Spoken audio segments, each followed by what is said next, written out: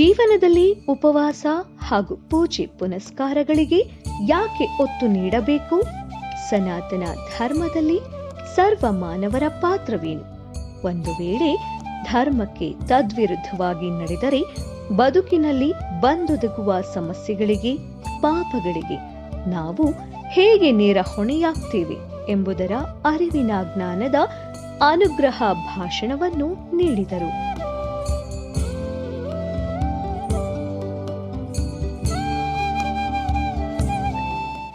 ಅಂದರೆ ಏನು?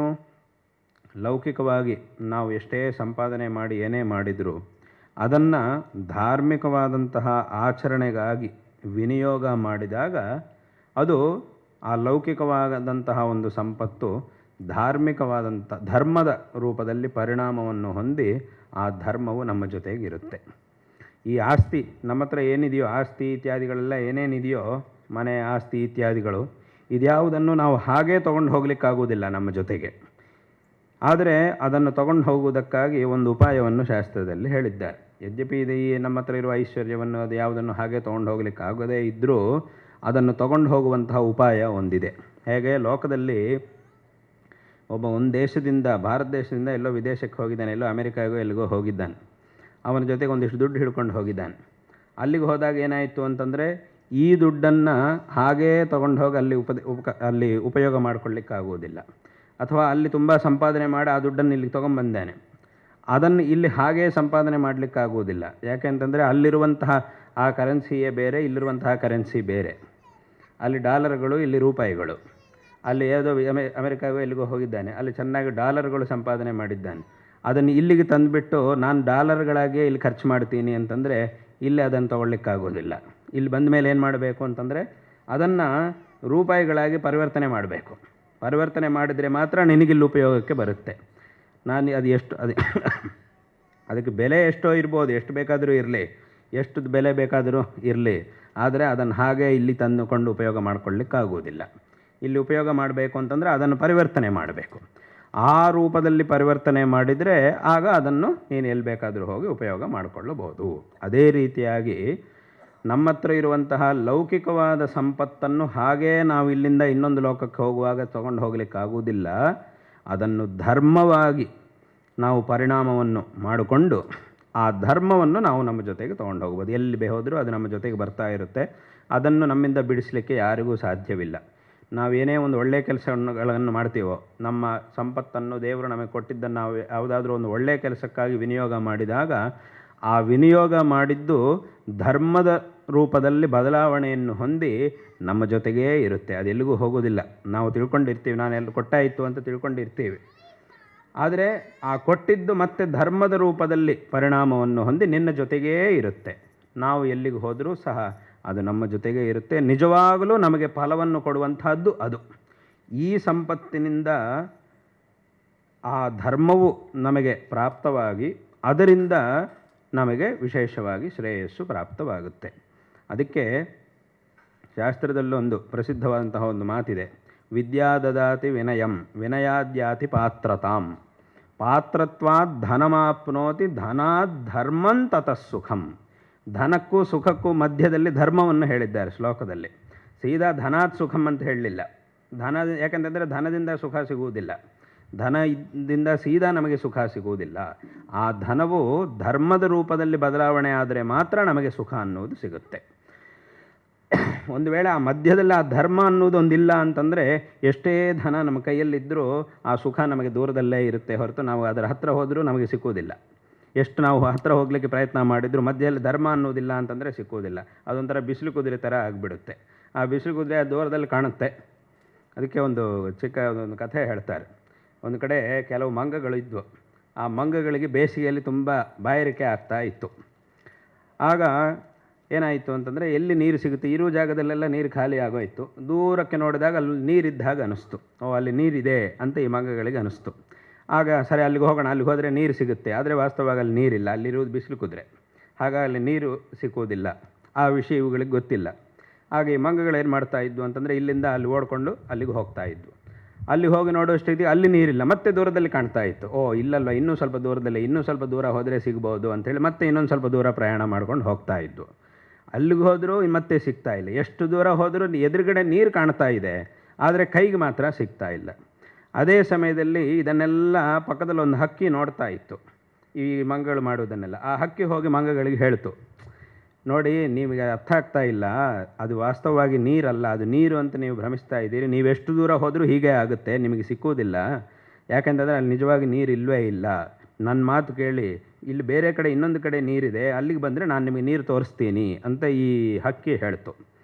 ಆಗ ಆ ಮಂಗಗಳು ಹೇಳಿದ್ದೆ, ನೀನು ಯಾರು ನಮಗೆ ಹೇಳೋಕ್ಕೆ? ನನ್ನ ಮುಂದೆ ನೀನೆಷ್ಟು ಇರೋದು? ನನ್ನ ಮುಂದೆ ನೀನು ಎಷ್ಟು ಚಿಕ್ಕದಾಗಿದ್ದಿ, ನೀನು ನನಗೆ ಹೇಳ್ತೀಯ ಇದೆಲ್ಲ? ನಮಗೆ ಗೊತ್ತುಂಟು, ಅಲ್ಲಿ ನೀರಿದೆ ಅಂತ ನಮಗೆ ಗೊತ್ತಿದೆ, ನಾವು ಅಲ್ಲಿಗೆ ಹೋಗ್ತೀವಿ. ಇಲ್ಲ, ನನ್ನ ಮಾತು ಕೇಳಿ, ಅಲ್ಲಿ ನೀರಿಲ್ಲ, ಅದೆಲ್ಲ ಆಗುವುದಿಲ್ಲ ಅಂಥೇಳಿ ಆ ಮಂಗಗಳೆಲ್ಲ ಈ ಮಂಗಗಳೆಲ್ಲ ಹೇಳಿ ಪಾಪ ಹಕ್ಕಿಯನ್ನು ಹಿಡ್ಕೊಂಡು ಅದನ್ನು ಸಾಯಿಸಿ ಮುಂದಕ್ಕೆ ಹೋದು. ನೀನು ಯಾರು ನಮಗೆ ಹೇಳೋಕ್ಕೆ, ನನಗೆ ಹೇಳಕ್ಕೆ ಬರೋದು ಅಂಥೇಳಿ ಆ ಮಂಗಗಳು ಹೋಗಿ ಆ ಹಕ್ಕಿಯನ್ನು ಹಿಡಿದು ಅದೆಲ್ಲೋ ಹೊಡೆದು ಎಲ್ಲ ಅದನ್ನು ಸಾಯಿಸಿಬಿಟ್ಲು. ಪಾಪ ಸಾಯಿಸಿಬಿಟ್ಟಿದ್ವು ಆ ಮಂಗಗಳು. ಆದರೆ ಮುಂದಕ್ಕೆ ಹೋಗ್ತಾ ಇದ್ವು, ಎಷ್ಟು ದೂರ ಹೋದರೂ ನೀರು ಮಾತ್ರ ಸಿಗ್ತಾನೇ ಇಲ್ಲ. ಕೊನೆಗೆ ಹೋಗಿ ಹೋಗಿ ಹೋಗಿ ಆ ಬಿಸಿಲಲ್ಲೇ ಹೋಗಿ ತುಂಬ ದೂರ ಹೋಗಿ ನೀರು ಸಿಗದೆ ಆ ಬಿಸಿಲಿನ ಒಂದು ತಾಪಕ್ಕೆ ಆ ಮಂಗಗಳು ಸಹ ಸತ್ತು ಹೋಗೋದು. ಹಸು ಆಗ್ತಾಯಿತ್ತು, ಬಾಯಾರಿಕೆನೂ ಆಗ್ತಾಯಿತ್ತು, ನೀರು ಇಲ್ಲ, ಕೊನೆಗೆ ಆ ಮಂಗಗಳು ಸತ್ತು ಹೋಗ್ಬಿಟ್ಟು. ಹೀಗೆ ಇದು ಒಂದು ಕಥೆ. ಅಂದರೆ ಈ ಕಥೆಯಿಂದ ನಮಗೆ ಹೇಳುವಂತಹ ನೀತಿ ಯಾವುದು ಅಂತಂದರೆ, ನಮಗೆ ಯಾರಾದರೂ ಒಬ್ಬರು ಒಂದು ಒಳ್ಳೆ ಮಾತು ಹೇಳಿದ ಮೇಲೆ ಅದು ಯಾರು ದೊಡ್ಡವರ ಚಿಕ್ಕವರ ಅನ್ನೋದನ್ನು ನಾವು ನೋಡಬಾರ್ದು. ಅವರು ಹೇಳಿದಂತಹ ಒಳ್ಳೆಯ ಮಾತನ್ನು ಯಾರು ಹೇಳಿದರೂ ನಾವು ತಗೊಳ್ಬೇಕು ಅನ್ನುವಂತಹ ಒಂದು ನೀತಿಯನ್ನು ಹೇಳುವಂತಹ ಕಥೆ ಇದು. ಚಿಕ್ಕ ಮಕ್ಕಳಿಗೆ ಹೇಳುವಂತಹ ಒಂದು ಕಥೆ. ಹಾಗಾಗಿ ಅಂದರೆ ಯಥಾವತ ಏನಾಯಿತು, ನಮಗೆ ಆ ಮಧ್ಯದಲ್ಲಿ ಧರ್ಮ ಅನ್ನೋದೊಂದಿಲ್ಲ ಅಂತಂದರೆ ನಮ್ಮ ಹತ್ರ ಎಷ್ಟೇ ಸಂಪತ್ತಿದ್ದರೂ ಸಹ ಆ ಸುಖ ಅನ್ನೋದು ನಮಗೆ ಮೃಗತೃಷ್ಣಿಕಾಯಮಾನವಾಗಿರುತ್ತೆ. ಆ ಮೃಗತೃಷ್ಣಿಕೆ ಥರ ದೂರದಲ್ಲೇ ಇರುತ್ತೆ. ಲೋಕದಲ್ಲಿ ತುಂಬ ಜನ ಇರ್ತಾರೆ, ಅವ್ರು ಹೇಳುವುದುಂಟು, ನಮ್ಮ ಹತ್ರ ಬೇಕಾದಷ್ಟು ದುಡ್ಡೆಲ್ಲ ಉಂಟು, ಯಾವುದಕ್ಕೂ ಕಡಿಮೆ ಇಲ್ಲ, ದುಡ್ಡು ಬೇಕಾದಷ್ಟಿದೆ, ಆದರೆ ಮನಸ್ಸಿಗೊಂದು ನೆಮ್ಮದಿ ಮಾತ್ರ ಸಿಗ್ತಾ ಇಲ್ಲ. ಒಂದು ಸುಖವಾಗಿ ಒಂದು ಸ್ವಲ್ಪ ಹೊತ್ತು ನಿದ್ರೆ ಮಾಡೋಣ ಅಂತಂದರೆ ಅದು ಸಾಧ್ಯವಾಗ್ತಾ ಇಲ್ಲ. ಯಾವತ್ತೂ ಸಹ ನಾವು ಸುಖವಾಗಿ ನಿದ್ದೆ ಮಾಡಿದ್ದೇ ಇಲ್ಲ. ಸ್ವಲ್ಪ ಹೊತ್ತು ಚೆನ್ನಾಗಿ ಕೂತ್ಕೊಂಡು ಊಟ ಮಾಡೋಣ ಅಂತಂದರೆ ಅದು ಸಾಧ್ಯವಾಗ್ತಾ ಇಲ್ಲ.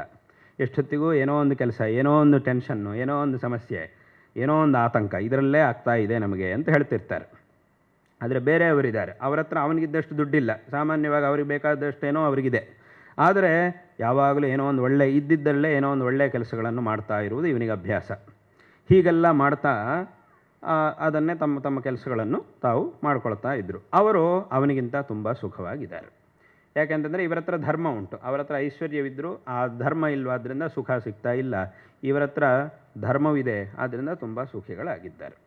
ಈ ರೀತಿಯಾಗಿ ಅದಕ್ಕೆ ಶ್ಲೋಕದಲ್ಲಿ ಹೇಳಿದ್ದು ಧನಾತ್ ಧರ್ಮಂ ತತಃಸುಖಂ, ಧರ್ಮದಿಂದ ಸುಖ ಅಂತ ಹೇಳಿದ್ದಾರೆ. ಆ ಎರಡಕ್ಕೂ ಮಧ್ಯದಲ್ಲಿ ಇದನ್ನಿಟ್ಟಿದ್ದು, ಧರ್ಮವನ್ನಿಟ್ಟಿದ್ದು ಅದಕ್ಕೋಸ್ಕರವೇ. ಆದ್ದರಿಂದ ಆ ಲೌಕಿಕವಾದಂತಹ ಜೀವನದಲ್ಲಿ ವಿಶೇಷವಾಗಿ ಒಂದು ಪ್ರಗತಿಯನ್ನು ಸಾಧನೆ ಮಾಡಿ ಅದರಿಂದ ನಾವು ಯಾವ ಒಂದು ಧರ್ಮವನ್ನು ಆಚರಣೆ ಮಾಡ್ತೀವೋ ಆ ಧರ್ಮವು ನಿಜವಾಗಲೂ ಸಹ ನಮಗೆ ಸುಖವನ್ನು ಕೊಡುತ್ತೆ. ಈ ಲೋಕದಲ್ಲಾಗಲಿ ಪರಲೋಕದಲ್ಲಾಗಲಿ ಮುಂದಿನ ಜನ್ಮಗಳಲ್ಲಾಗಲಿ ಅದು ನಮಗೆ ವಿಶೇಷವಾದಂತಹ ಫಲವನ್ನು ಕೊಡುತ್ತೆ. ಆದ್ದರಿಂದ ಈ ರೀತಿಯಾದಂತಹ ಒಂದು ಧಾರ್ಮಿಕವಾದ ಜೀವನ ಏನಿದೆಯೋ ಅದರಲ್ಲೂ ಸಹ ಮನುಷ್ಯನು ವಿಶೇಷವಾದಂತಹ ಒಂದು ಪ್ರಗತಿಯನ್ನು ಸಾಧನೆ ಮಾಡಿ ತನ್ನ ಜೀವನವನ್ನು ಸಾರ್ಥಕ ಮಾಡಿಕೊಳ್ಳಬೇಕು. ಮತ್ತು ನಮ್ಮ ಹಿಂದಿನವರು ನಮಗೆ ಯಾವ ಒಂದು ಮಾರ್ಗವನ್ನು ತೋರಿಸಿದ್ದಾರೋ ಆ ಒಂದು ಮಾರ್ಗವನ್ನು, ಪರಂಪರೆಯನ್ನು ಚೆನ್ನಾಗಿ ಅನುಸರಿಸಿ ನಮ್ಮ ಜೀವನವನ್ನು ನಡೆಸಿ ನಾವು ಕೃತಾರ್ಥರಾಗಬೇಕು ಅನ್ನುವಂತಹ ಒಂದು ವಿಷಯವನ್ನು ಈ ಸಂದರ್ಭದಲ್ಲಿ ಇಲ್ಲಿ ಹೇಳಬಯಸ್ತಾ ಇದ್ದೇವೆ. ವಿಶೇಷವಾಗಿ ನಮ್ಮ ಧರ್ಮದಲ್ಲಿ ಹೇಳಿರ್ತಕ್ಕಂತಹ ಪ್ರತಿಯೊಂದು ಆಚರಣೆಗೂ ಒಂದು ವಿಶೇಷವಾದಂತಹ ಕಾರಣ ಇದೆ. ಇದನ್ನು ಇಲ್ಲಿ ನಮ್ಮ ಧರ್ಮದಲ್ಲಿ ಕೆಲವು ಆಚರಣೆಗಳನ್ನು ಹೇಳಿದ್ದಾರೆ, ಅದನ್ನು ನಾವು ಆಚರಣೆ ಮಾಡ್ತಾ ಬಂದಿದ್ದೇವೆ. ಇದೇ ಆಚರಣೆಗಳನ್ನು ಬೇರೆ ಕಡೆ ಇರುವವರು, ಬೇರೆ ದೇಶದಲ್ಲಿರುವವರು ಅವರು ಬೇರೆ ರೀತಿಯಾಗಿ ಮಾಡ್ತಾ ಇದ್ದಾರೆ. ಆದರೂ ಅವರು ಸಹ ಕೊನೆಗೆ ವಾಸ್ತವವಾಗಿ ಏನು ಮಾಡ್ತಿದ್ದಾರೆ ಅಂತ ನೋಡಿದರೆ ಅವರು ಮಾಡೋದು ನಾವು ಮಾಡಿದ ಹಾಗೇ ಇರುತ್ತೆ. ಆದರೆ ನಮ್ಮವರಿಗೆ ಅದು ಗೊತ್ತಾಗುವುದಿಲ್ಲ. ನಮ್ಮವ್ರು ಇವರೇನು ಮಾಡ್ತಿರ್ತಾರೆ ಅಂತಂದರೆ ಬೇರೆಯವರು ಅಲ್ಲಿ ಹಾಗೆ ಮಾಡ್ತಾರೆ, ವಿದೇಶದಲ್ಲೆಲ್ಲ ಅಲ್ಲೆಲ್ಲೋ ಹಾಗೆ ಮಾಡ್ತಾರೆ, ನಮ್ಮ ಆಚರಣೆ ಬಗ್ಗೆ ನಮ್ಮವರು ಹೇಳಿದರೆ ಇವರಿಗೆ ಅರ್ಥ ಆಗೋದಿಲ್ಲ. ನೋಡಪ್ಪ, ಈಗ ಏಕಾದಶಿ ದಿವಸ ಉಪವಾಸ ಮಾಡುವುದು ಒಳ್ಳೆಯದು ಅಂತ ನಾವು ಹೇಳಿದರೆ ಅದು ಇವರಿಗೆ ನಮ್ಮವರಿಗೆ ಅರ್ಥ ಆಗೋದಿಲ್ಲ, ಇಲ್ಲಿ ಅವರಿಗೆ ಅದು ಅರ್ಥ ಆಗಲ್ಲ. ಏನಾಗುತ್ತೆ ಅಂತಂದರೆ ಯಾವನೋ ಒಬ್ಬ ಸೈಂಟಿಸ್ಟೋ ಅಥವಾ ಯಾವನೋ ಒಬ್ಬ ಹೇಳಬೇಕು, ಒಬ್ಬ ಹೇಳಿದ್ದಾನೆ. ಹಾಗೆ ಏನು ಹೇಳಿದ್ದಾನೆ ಅಂತಂದರೆ 15 ದಿವಸಗಳಿಗೆ ಒಮ್ಮೆ ಒಂದು ದಿವಸ ಮನುಷ್ಯನು ಆಹಾರವನ್ನು ಬಿಟ್ಟು ಇದ್ದರೆ ಅದರಿಂದ ಅವನ ಶರೀರಕ್ಕೆ ಒಳ್ಳೆಯದು ಅಂತ ಯಾವನೋ ಒಬ್ಬ ಸೈಂಟಿಸ್ಟು ಹೇಳಿದ್ದಾನೆ. ಹೇಳಿದ ತಕ್ಷಣ ನೋಡಿದ್ರೆ ಅವನು ಹೇಳಿದ್ದಾನೆ, ಹಾಗಿದ್ರೆ ನಾವೆಲ್ಲ ಶುರು ಮಾಡಬೇಕು, 15 ದಿವಸಕ್ಕೊಂದು ದಿವಸ 15 ದಿವಸಗಳಲ್ಲಿ ಒಂದು ಸಲ ಆಹಾರವನ್ನು ಬಿಟ್ಟು ಸ್ವಲ್ಪ ಉಪವಾಸ ಮಾಡೋಣ ಅಂಥೇಳಿ ಆಮೇಲೆ ಶುರು ಮಾಡಿದ್ದಾರೆ. ಇದೇ ವಿಷಯವನ್ನು ಏಕಾದಶಿ ದಿವಸ ಉಪವಾಸ ಅಂತ ಯಾವತ್ತೋ ಹೇಳಾಯಿತು. ಅದನ್ನು ಹೇಳಿದರೆ ಅದು ಇವರುಗಳಿಗೆ ಅರ್ಥ ಆಗೋದಿಲ್ಲ. ಯಾವನೋ ಒಬ್ಬ ಎಲ್ಲೋ ಪುಸ್ತಕ ಬರೆದು ಏನೋ ಹೇಳಿದರೆ ಅದು ಇವರಿಗೆ ಅರ್ಥ ಆಗುತ್ತೆ. ಅಂದರೆ ಈ ರೀತಿಯಂತಹ ಒಂದು ದುಸ್ಥಿತಿ. ಹಾಗೆ ಇನ್ನೊಂದು ವಿಷಯ ಇದೆ. ನಾವು ಈ ಒಂದು ಉಪವಾಸ ಇತ್ಯಾದಿ ವಿಚಾರಗಳೆಲ್ಲ ಕೆಲವಿದೆ. ಇನ್ನೂ ಒಂದು ವಿಷಯ ಇದೆ. ಇತ್ತೀಚೆಗೆ ನಾನು ವಿಚಾರ ಮಾಡ್ತಾ ಇರುವಾಗ ಒಂದು ವಿಷಯ ಏನಿದೆ ಅಂತಂದರೆ, ಈಗ ಆಂಗ್ಲ ಭಾಷೆಯಲ್ಲಿ ಗೃಹ ಪ್ರವೇಶಕ್ಕೆ ಹೌಸ್ ವಾರ್ಮಿಂಗ್ ಅಂತ ಹೇಳ್ತಾರೆ. ಹೌಸ್ ವಾರ್ಮಿಂಗ್ ಅಂತ ಆಂಗ್ಲ ಭಾಷೆಯಲ್ಲಿ ಹೇಳ್ತಾರೆ. ನನಗೆ ವಿಚಾರ ಬಂತು, ಈ ಹೌಸ್ ವಾರ್ಮಿಂಗ್ ಅಂದರೆ ಏನು, ಇಲ್ಲಿ ಯಾಕೆ ಈ ರೀತಿಯಾದ ಶಬ್ದವನ್ನು ಬಳಸಿದೆ, ಈ ವಾರ್ಮಿಂಗ್ ಅನ್ನುವಂತಹ ಶಬ್ದವನ್ನು ಇಲ್ಲಿ ಯಾಕೆ ಬಳಸ್ತಾ ಇದ್ದಾರೆ. ಇನ್ನೊಂದು ಕಡೆ ಗ್ಲೋಬಲ್ ವಾರ್ಮಿಂಗು ಅಂತ ಹೇಳ್ತಾರೆ. ಗ್ಲೋಬಲ್ ವಾರ್ಮಿಂಗು ಅಂತಂದರೆ ಏನು, ಈ ಪ್ರಪಂಚದಲ್ಲಿ ಆ ಔಷ್ಣ್ಯ ಅನ್ನುವುದು ಹೆಚ್ಚಾಗ್ತಾ ಇದೆ. ಆ ಗ್ಲೋಬಲ್ ವಾರ್ಮಿಂಗ್ ಆಗ್ತಾ ಇರೋದ್ರಿಂದ ಮಳೆಯೆಲ್ಲ ಕಡಿಮೆ ಆಗೋದು, ನೀರೆಲ್ಲ ಕಡಿಮೆ ಆಗುವುದು, ಅಲ್ಲೆಲ್ಲೋ ಇರುವಂತಹ ಮಂಜೆಲ್ಲ ಅದೆಲ್ಲ ಕರಗಿ ಹೋಗುವುದು, ಹೀಗೆಲ್ಲ ಆಗ್ತಾ ಇರುತ್ತೆ. ಅದರಿಂದ ತುಂಬ ಅನರ್ಥ ಆಗುತ್ತೆ ಅಂತ ಇವರೆಲ್ಲ, ಈ ಮರಗಳೆಲ್ಲ, ಈ ಕಾಡು ಅರಣ್ಯ ಇದನ್ನೆಲ್ಲ ಕಡಿತಾ ಇರೋದರಿಂದ ಭೂಮಿಯಲ್ಲಿ ಆ ಉಷ್ಣವನ್ನು ಜಾಸ್ತಿಯಾಗಿ, ಆ ಔಷ್ಣ್ಯವು ಇನ್ನೂ ಜಾಸ್ತಿಯಾಗಿ ಅದರಿಂದ ಈ ರೀತಿಯಾಗಿ ಆಗ್ತಾ ಇರುತ್ತೆ ಅಂತ, ಅದರಿಂದ ಮುಂದೆ ತುಂಬ ತೊಂದರೆ ಆಗುತ್ತೆ ಅಂತ ಹೇಳ್ತಾ ಇರ್ತಾರೆ. ಅಲ್ಲಿ ಆ ವಾರ್ಮಿಂಗ್ ಅನ್ನುವಂತಹ ಪದವನ್ನು ಅಲ್ಲಿ ಬಳಸಿದ್ದಾರೆ. ಅದೇ ಪದವನ್ನು ಹೌಸ್ ವಾರ್ಮಿಂಗ್ ಅಂಥೇಳಿ, ಹೌಸ್ ಅಂದರೆ ಮನೆ, ಇಲ್ಲಿ ವಾರ್ಮಿಂಗ್ ಅನ್ನುವಂತಹ ಪದವನ್ನು, ಅದೇ ಪದವನ್ನು ಇಲ್ಲಿ ಬಳಸ್ತಾ ಇದ್ದಾರೆ. ಆಗ ನನಗೆ ಪ್ರಶ್ನೆ ಬಂತು, ಅಲ್ಲಿ ಗ್ಲೋಬಲ್ ವಾರ್ಮಿಂಗು ಅಂತಂದರೆ ಹೊರಗಡೆ ಬಿಸಿ ವಾತಾವರಣದಲ್ಲಿ ಬಿಸಿ ಅಂಶ, ಔಷ್ಣ್ಯಾಂಶ ಜಾಸ್ತಿ ಆಗ್ತಾ ಇರುವುದು ಅಂತ ಅರ್ಥ. ಅದಕ್ಕೆ ಸರಿಯಾಯಿತು. ಇಲ್ಲಿ ಗೃಹ ಪ್ರವೇಶ ಮಾಡುವ ಹೊತ್ತಿಗೆ ಇದನ್ನು ಯಾಕೆ, ಈ ಪದವನ್ನು, ಆ ಅರ್ಥವನ್ನು ಕೊಡುವಂತಹ ಪದವನ್ನು ಇಲ್ಲಿ ಯಾಕೆ ಬಳಸಿದ್ದಾರೆ ಅಂಥೇಳಿ ಒಂದು ಪ್ರಶ್ನೆ ಬಂತು. ಅದನ್ನು ನಾನು ಸರಿ ಏನಪ್ಪ ಇದೇನಿದು ಅಂಥೇಳಿ ಇಂಗ್ಲೀಷ್ ಪಂಡಿತರನ್ನು ವಿಚಾರಿಸಿದಾಗ ಅವರು ನನಗೆ ಹೇಳಿದರು, ಅದರ ತಾತ್ಪರ್ಯ ಏನು ಅಂತಂದರೆ, ಹಿಂದಿನ ಕಾಲದಲ್ಲಿ ಈ ಭಾಷೆಯು, ಈ ರೀತಿಯಂತಹ ಒಂದು ಭಾಷೆ, ಈ ಪ್ರಯೋಗವು ಇದು ಎಲ್ಲಿಂದ ಬಂತೋ ಆ ಪ್ರಾಂತಗಳಲ್ಲಿ ಹಿಂದಿನ ಕಾಲದಲ್ಲಿ ಗೃಹ ಪ್ರವೇಶವನ್ನು ಮಾಡುವಾಗ ಏನು ಮಾಡ್ತಾ ಇದ್ದರು ಅಂತಂದರೆ, ಮನೆಯಲ್ಲೊಂದು ಕಡೆ ಬೆಂಕಿಯನ್ನಿಟ್ಟು ಬೆಂಕಿಯನ್ನು ಉರಿಸ್ತಾ ಇದ್ದರು. ಆ ಕಟ್ಟಿಗೆಯನ್ನೆಲ್ಲ ಹಾಕಿ ಬೆಂಕಿಯನ್ನು ಉರಿಸ್ತಾ ಇದ್ದರು. ಆ ಮನೆಗೆ ಗೃಹ ಪ್ರವೇಶಕ್ಕೆ ಯಾರನ್ನು ಆಹ್ವಾನ ಮಾಡ್ತಾರೋ ಅವರು ಸಹ ಬರುವಾಗ ಅವರ ಜೊತೆ ಒಂದಿಷ್ಟು ಕಟ್ಟಿಗೆಗಳನ್ನು ತೊಗೊಂಬರ್ತಾರಂತೆ. ಬಂದುಬಿಟ್ಟು ಅದಕ್ಕೆ ಹಾಕ್ತಾರಂತೆ.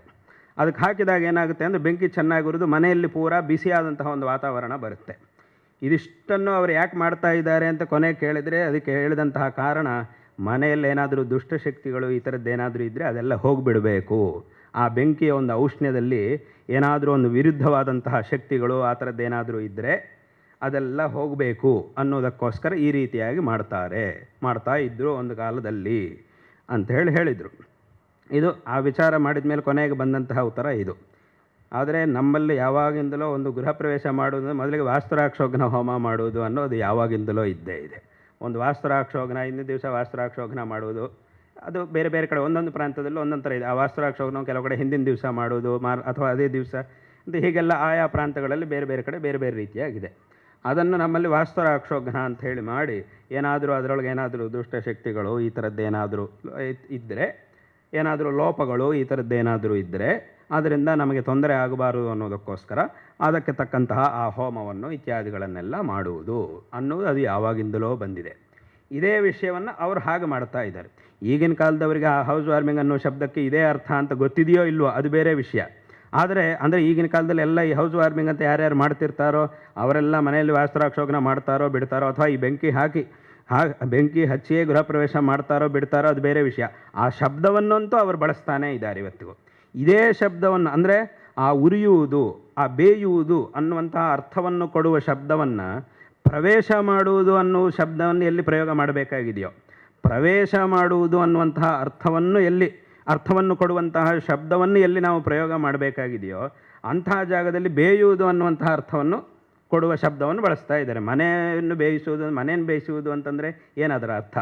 ಈ ಅರ್ಥವು ಯಾಕೆ ಬಂತು ಅಂತಂದರೆ ಅದರ ಕಾರಣ ಇದು. ಈ ಶಬ್ದವನ್ನು ನಾವು, ಇದರ ಅರ್ಥ ಏನು ಅಂತ ನಾವು ವಿಚಾರ ಮಾಡ್ತಾ ಹೋದರೆ ಕೊನೆಗೆ ನಮಗೆ ಬರುವಂತಹ ಉತ್ತರ ಇದು.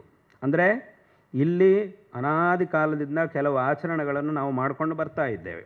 ಈ ಆಚರಣೆಗಳಲ್ಲಿ ಇರತಕ್ಕಂತಹ ಆ ಒಂದು ಪ್ರಯೋಜನವನ್ನು ತಿಳ್ಕೊಂಡು ಕೆಲವು ಕಡೆ ಇರುವವರು ಅವರು ಬೇರೆ ಬೇರೆ ರೀತಿಯಾಗಿ ಇದನ್ನೇ ಆಚರಣೆ ಮಾಡ್ತಾ ಇದ್ದಾರೆ. ಇಲ್ಲಿರ್ತಕ್ಕಂತಹ ಒಂದು ವಿಷಯಗಳನ್ನೇ ಬೇರೆಯವರೆಲ್ಲ ಬೇರೆ ಬೇರೆ ರೀತಿಯಾಗಿ ಆಚರಣೆ ಮಾಡ್ತಾ ಇದ್ದಾರೆ. ಆದ್ದರಿಂದ ಎಲ್ಲವುದಕ್ಕೂ ಸಹ ಒಂದು ಮೂಲ ನಮ್ಮ ಸನಾತನ ಧರ್ಮ ಮತ್ತು ಈ ಸನಾತನ ಸಂಸ್ಕೃತಿ.